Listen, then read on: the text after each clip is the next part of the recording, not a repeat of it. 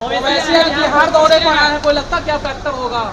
भाई फैक्टर तो कुछ नहीं होंगे, बट हाँ इंडिया अलायंस को नुकसान ये जरूर करेंगे। अब देख रहे हैं लाइव बिहार, मैं हूं आपके साथ असलम अब्बास। लोकसभा चुनाव को लेकर बिहार में धूप के तपिश के साथ साथ राजनीतिक तपिश भी बढ़ी हुई है और सभी बड़े स्टार बिहार में पहुंच रहे हैं और अपनी जमीन तलाशने की कोशिश कर रहे हैं।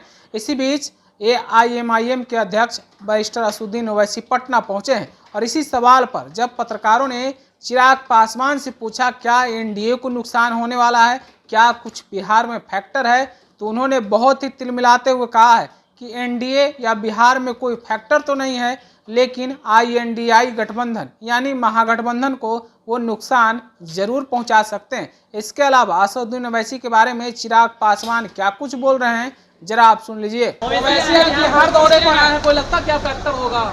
भाई फैक्टर तो कुछ नहीं होंगे, बट हाँ इंडिया अलायंस को नुकसान ये ज़रूर करेंगे। बहरहाल प्रधानमंत्री जी की आज सभाएं और जिस तरीके से उसमें इतनी भीषण गर्मी के बाद लोगों का जोश, उत्साह और एक जन सैलाब देखने को मिल रहा है, इसने छठा और सातवां चरण भी हम लोग का स्पष्ट कर दिया है।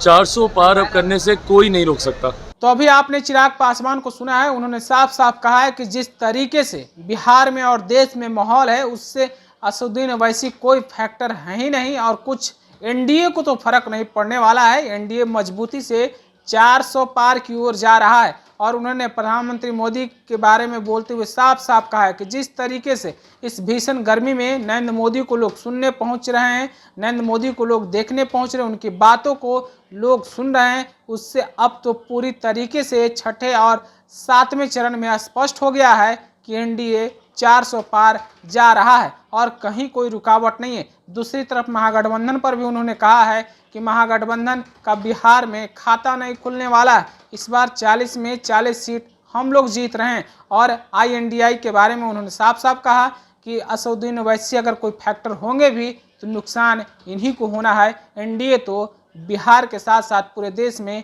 मजबूती के साथ सरकार बना रही है और उन्होंने कितना कुछ नरेंद्र मोदी का गुणगान किया है, आपने भी सुना है। जिस तरीके से नरेंद्र मोदी लगातार बिहार में कई जनसभाओं को संबोधित कर चुके हैं और हर जगह से वो नारा ये आ रहा है कि अब की बार 400 पार।